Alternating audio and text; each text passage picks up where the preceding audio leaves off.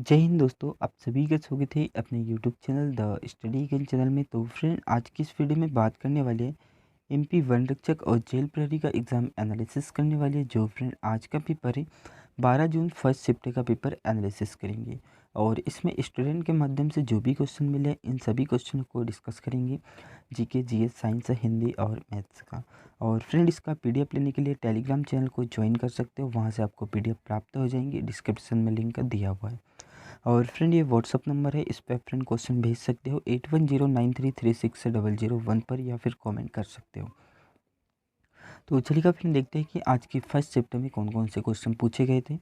तो फ्रेंड, जो first question था फ्रेंड, हरित क्रांति से फ्रेंड एक क्वेश्चन पूछा गया था। तो फ्रेंड, हरित क्रांति के बारे में देख लेते हैं। तो फ्रेंड, जो हरित क्रांति की जो शुरुआत हुई थी भारत में, तो फ्रेंड भारत में हरित क्रांति की शुरुआत सन 1965 से 68 में हुई थी। फ्रेंड, हरित क्रांति की शुरुआत, तो फ्रेंड आप याद रखेंगे 1965 से 1968 में फ्रेंड हरित क्रांति की शुरुआत हुई थी।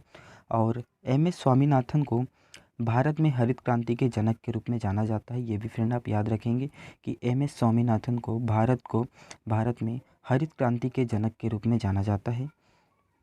और भारतीय हरित क्रांति नॉर्मन बोरलॉग द्वारा की गई शुरुआत की गई एक वैश्विक हरित क्रांति का एक हिस्सा थी। और नॉर्मन बोरलॉग को विश्व में हरित क्रांति का जनक माना जाता है। ये भी फ्रेंड आप याद रखेंगे कि विश्व में किसे जाना जाता है, तो नॉर्मन बोरलॉग को फ्रेंड विश्व में हरित क्रांति का जनक माना जाता है।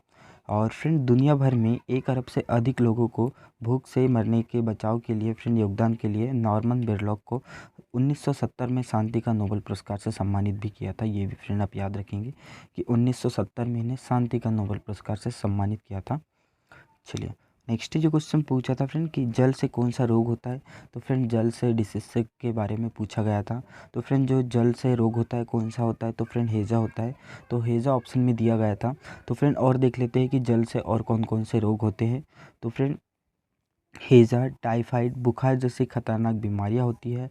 और अन्य जल जनित रोगों से दस्त, पैचिस, पोलियो और मेनांजाइटिस शामिल है। फ्रेंड, ये बीमारियां होती है फ्रेंड जल से। चलिए, नेक्स्ट जो क्वेश्चन पूछा था फ्रेंड, भारत के उपराष्ट्रपति से फ्रेंड एक क्वेश्चन पूछा गया था। तो फ्रेंड, इसके बारे में देख लेते हैं, भारत के उपराष्ट्रपति के बारे में। तो अभी 2023 में कौन है फ्रेंड, अभी वर्तमान समय में। तो फ्रेंड, भारत के जो उपराष्ट्रपति है अभी वर्तमान समय में श्री जगदीश धनखड़ जी। तो याद रखेंगे फ्रेंड कि अभी वर्तमान समय में कौन है, तो श्री जगदीश धनखड़ जी है फ्रेंड अभी वर्तमान समय में भारत के उपराष्ट्रपति। और प्रथम कौन थे फ्रेंड, तो प्रथम भी याद रखना, प्रथम थे सर्वपल्ली राधाकृष्णन थे फ्रेंड प्रथम भारत के उपराष्ट्रपति। और भारत के उपराष्ट्रपति राज्यसभा का पदेन अध्यक्ष भी होता है। ये भी फ्रेंड आप याद रखेंगे। और उपराष्ट्रपति भारत में दूसरा दूसरा सबसे बड़ा संवैधानिक पद होता है।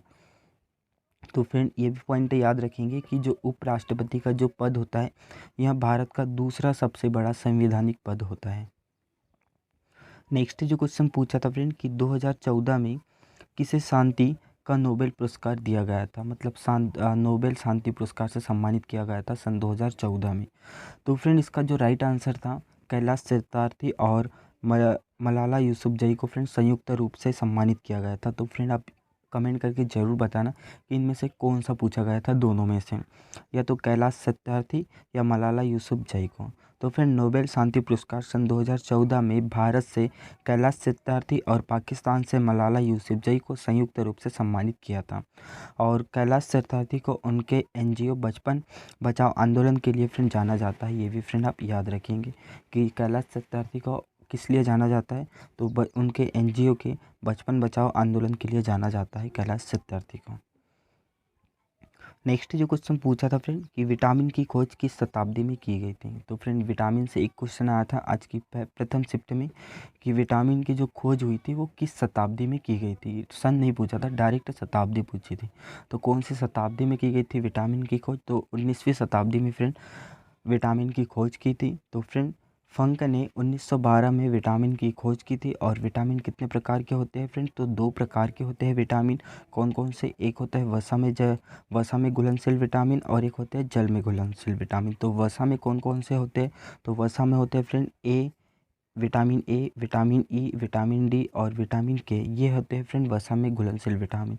और जल में घुलनशील विटामिन कौन से होते हैं, विटामिन बी और सी। नेक्स्ट जो क्वेश्चन पूछा था फ्रेंड जवाहरलाल नेहरू किस समिति के अध्यक्ष नहीं थे? तो फ्रेंड ये संविधान से एक क्वेश्चन पूछा था कि जवाहरलाल नेहरू किस समिति के अध्यक्ष नहीं थे?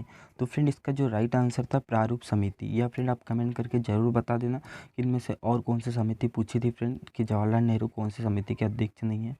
तो फ्रेंड कौन सी, तो शायद प्रारूप समिति शायद पूछा होगा फ्रेंड, तो आप कमेंट करके ज़रूर बता देना। तो फ्रेंड कुछ इंपॉर्टेंट पॉइंट है, इसके बारे में डिस्कस कर लेते हैं। तो जवाहरलाल नेहरू प्रारूप समिति के अध्यक्ष नहीं थे, और वो फ्रेंड कौन कौन से समिति के अध्यक्ष थे इनके बारे में देख लेते हैं कि जवाहरलाल नेहरू कौन कौन से समिति के अध्यक्ष थे।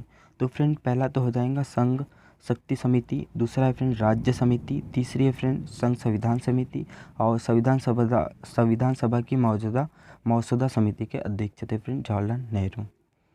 नेक्स्ट जो क्वेश्चन पूछा था फ्रेंड कि एरन का अभिलेख किस शहर में मिला है। तो फ्रेंड आंसर करना था जो एरन का अभिलेख है वह किस शहर में मिला है।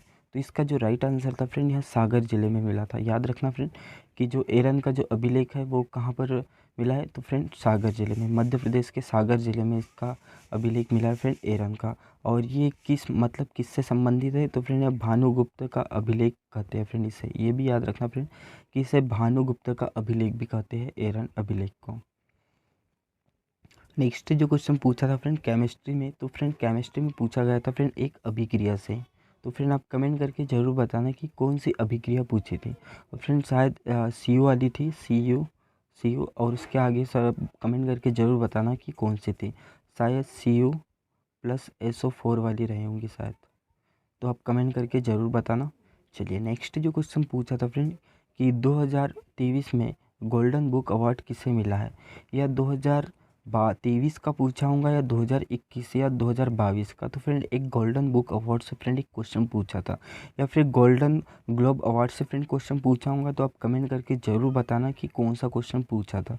तो अपन देख लेते हैं कि 2023 में गोल्डन बुक अवार्ड किसे मिला है।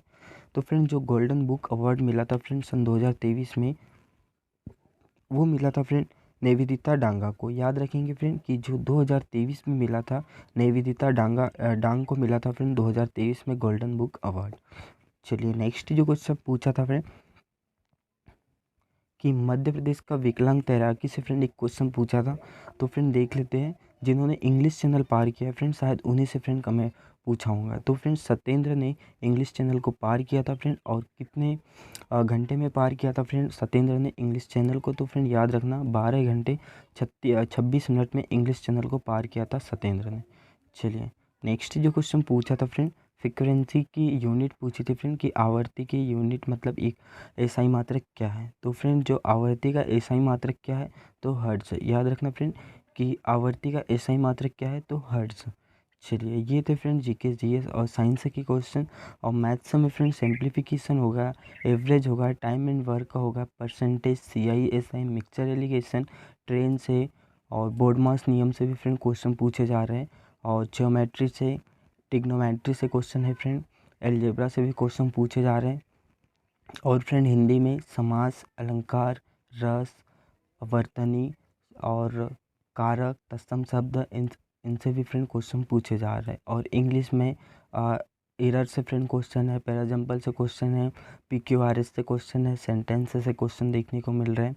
तो थैंक यू फ्रेंड, मिलते हैं नेक्स्ट वीडियो में। और वीडियो पसंद आए तो लाइक शेयर एंड कमेंट जरूर करें, और साथ ही चैनल को सब्सक्राइब करें। थैंक यू, मिलते हैं नेक्स्ट शिफ्ट के एनालिसिस में, सेकंड शिफ्ट के।